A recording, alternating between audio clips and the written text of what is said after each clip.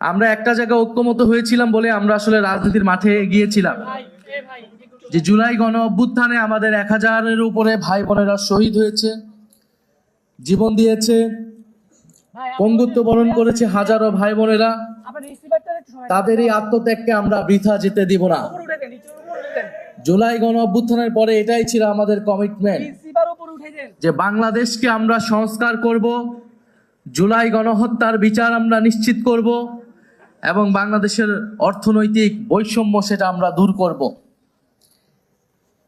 সেই বাংলাদেশপন্থী রাজনীতিকে ধারণ করে জাতীয় ছাত্র শক্তি এবং জাতীয় নাগরিক পার্টি এনসিপির পদচারণা শুরু হয়। আমাদের প্রত্যেকেরই শুরুটা হচ্ছে বৈষম্য বিরোধী ছাত্র আন্দোলন থেকে। বৈষম্য বিরোধী ছাত্র আন্দোলন আমরা যখন গণ অভ্যুত্থান করেছিলাম, আমরা একটা কথা খুব স্পষ্টভাবে বলেছিলাম যে আমরা পুরনো রাজনৈতিক বন্দোবস্তের পতন চাই, আমরা শুধু শেখ হাসিনার পতন চাই না।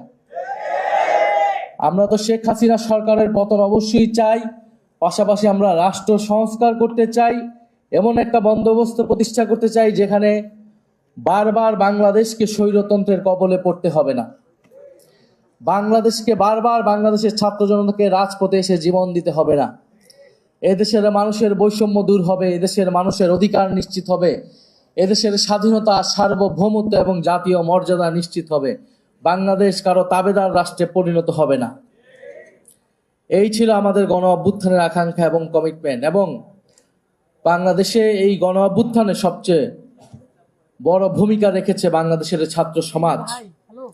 বাংলাদেশের এই জাতীয় ইতিহাস যদি আমরা দেখি, বাংলাদেশ বারবার যখন সংকটে পড়েছে, বাংলাদেশের মানুষের পক্ষে, এই রাষ্ট্রের পক্ষে এসে দাঁড়িয়ে দিয়েছে কারা? ছাত্ররা, বিশ্ববিদ্যালয়ের ছাত্ররা, স্কুল কলেজ মাদ্রাসার ছাত্ররা। কিন্তু বারবার ছাত্রদের সাথে প্রতারণা করা হয়েছে। আমরা 90-এর গণ অভ্যুত্থানে দেখেছি, 90-এর গণ অভ্যুত্থানেও কিন্তু ছাত্ররাই সম্মুখ সারিতে থেকে স্বৈরাচারের পতন ঘটিয়েছিল।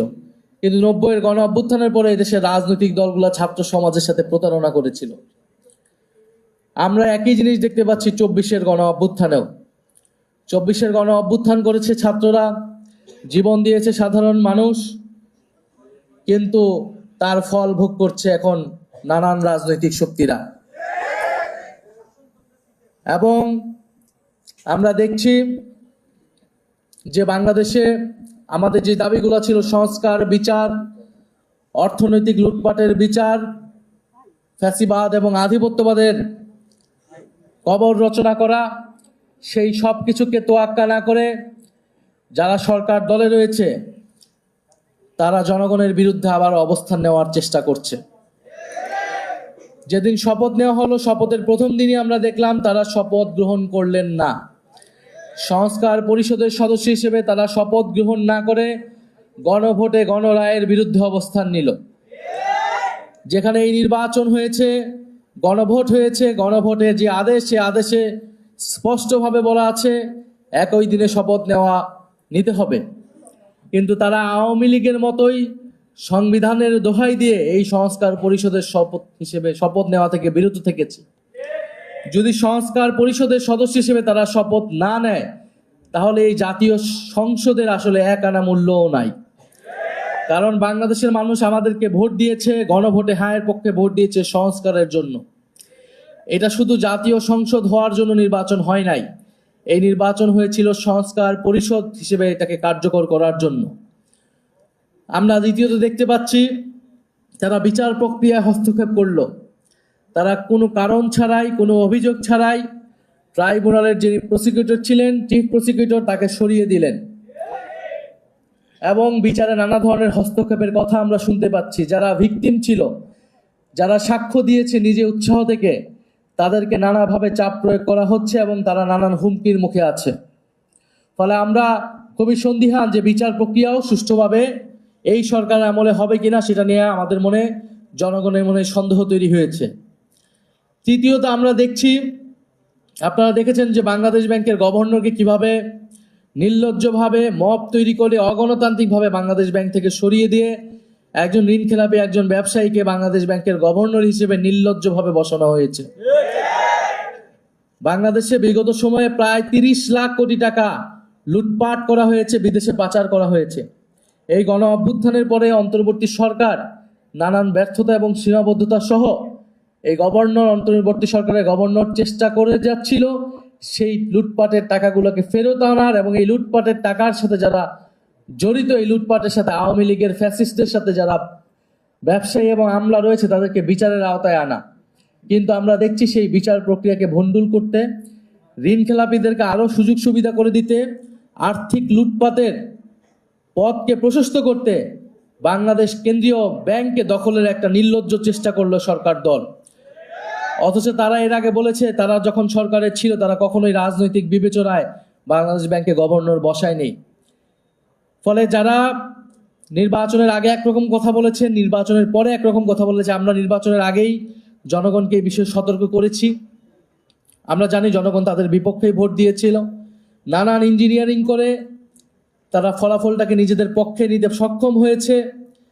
সংসদে পরিকল্পিতভাবে 2/3 সংসদ সদস্য পদ তাদের নিজেদের আওতায় রেখেছে, যাতে তারা নিজেদের মতো আইন এবং বিচার তৈরি করতে পারে।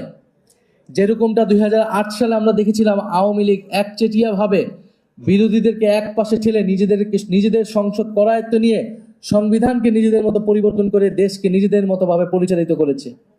আজকের সরকার দল তাদের কার্যক্রম, আচার আচরণ দেখে মনে হচ্ছে তারা সেই পথেই হাঁটছে, সেই পথেই হাঁটার চেষ্টা করছে। আমরা খুব স্পষ্টভাবে বলেছি বাংলাদেশে নতুন কোনো স্বৈরতন্ত্রের উত্থান আমরা ঘটতে দিব না।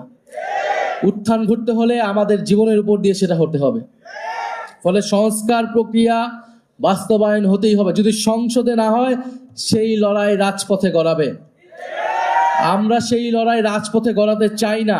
আমরা চাই মানুষ ভোট দিয়েছে, যেরকমই ফলাফল হয়েছে আমরা সেটা আপাততকালীন একসেপ্ট করে আমরা সংসদে গিয়েছি। সংসদে আলাপ আলোচনার মাধ্যমে আমরা এগুলার সমাধান করব। কিন্তু সংসদ অবশ্যই সংস্কার পরিষদ হতে হবে। যদি সংসদ সংস্কার পরিষদ না হয়, সংসদে যদি কথা বলার জায়গা না থাকে, তাহলে সেই লড়াই রাজপথে গড়াবে। আমরা রাজপথের প্রস্তুতি আমরা নিচ্ছি ইনশাল্লাহ। এবং আমরা খুব স্পষ্টভাবে বলবো ট্রাইব্যুনালে যাতে কোনো ধরনের আর কোনো হস্তক্ষেপ না করা হয়, এবং ট্রাইব্যুনাল যাতে নিরপেক্ষভাবে সুষ্ঠু বিচারের পথে চলে, এবং যারা ভিকটিম, যারা সাক্ষ্য দিয়েছে, যারা ভিকটিম, তাদের নিরাপত্তার ব্যবস্থা করতে হবে অতি দ্রুত সময়ের মধ্যে। এবং আমরা দাবি জানাচ্ছি কেন্দ্রীয় ব্যাংকের এই গভর্নরকে সরিয়ে দ্রুত সময়ের মধ্যে একজন দক্ষ এবং যোগ্য, আপনারা আপনাদের পছন্দ অনুযায়ী দেন, কিন্তু দক্ষ, যোগ্য এবং সৎ ব্যক্তিকে বাংলাদেশ ব্যাংকের গভর্নর হিসেবে বসাতে হবে। কারণ আমরা আর কোনো লুটপাট, আমরা আর কোনো ঋণ খেলাপি, আমরা এই ধরনের বন্দোবস্ত দেখতে চাই না। আমরা চাই একটা জবাবদিহিতামূলক ব্যবস্থা। কেউই জবাবদিহিতার আওতায় আনবে না। কিন্তু বাংলাদেশের যে অর্থনৈতিক ব্যবস্থা এখন, যে ঋণ খেলাপি, যদি বাংলাদেশ ব্যাংক এইভাবে পরিচালিত হয়, বাংলাদেশ ব্যাংক যদি কোনো ধরনের জবাবদিহিতা ছাড়া দলীয় হস্তক্ষেপের মাধ্যমে পরিচালিত হয়, ব্যবসায়ীদের, ঋণ খেলাপিদের স্বার্থ সেখানে রক্ষা করা হয়, তাহলে বাংলাদেশ যে অর্থনীতি, সেই অর্থনীতির পরিবর্তন হবে না। বাংলাদেশ আরো খারাপ দিকে যাবে এবং জনগণ রাস্তায় নেমে আসতে বাধ্য হবে। ফলে আমরা চাই বাংলাদেশ একটি সামনের দিকে আগাবে। জাতীয় ছাত্র শক্তির প্রতি আমাদের শুভকামনা থাকবে, আমাদের আহ্বান থাকবে, আপনারা সারা বাংলাদেশে নতুন করে সংগঠিত হন। আপনারা আপনাদের শিক্ষা প্রতিষ্ঠানগুলোতে যাতে ঠিকভাবে পড়াশোনার কার্যক্রম পরিচালিত হয়, প্রশাসন যাতে নিরপেক্ষভাবে কাজ করে, বিশ্ববিদ্যালয়গুলো যাতে আবারও স্বৈরতন্ত্রের আঁতুড়ঘরে পরিণত না হয়, হলগুলো যাতে আবারও গণরুম, গেস্ট রুমে পরিণত হতে না পারে, সেটার দায়িত্ব কিন্তু জাতীয় ছাত্র শক্তির। জাতীয় ছাত্র শক্তির গণ অভ্যুত্থানের আকাঙ্ক্ষাকে ধারণ করে বাংলাদেশের শিক্ষার্থী সমাজের পাশে তাদের অধিকারের পক্ষে থাকবে। বিশ্ববিদ্যালয়গুলোতে, কলেজগুলোতে যাতে গণতান্ত্রিক পরিবেশ থাকে, কথা বলার অধিকার থাকে, সেটা নিশ্চিত করার দায়িত্ব জাতীয় ছাত্র শক্তির। এবং শহীদ পরিবারগুলোর পাশে আপনারা থাকবেন, আহত যোদ্ধাদের পাশে আপনারা থাকবেন।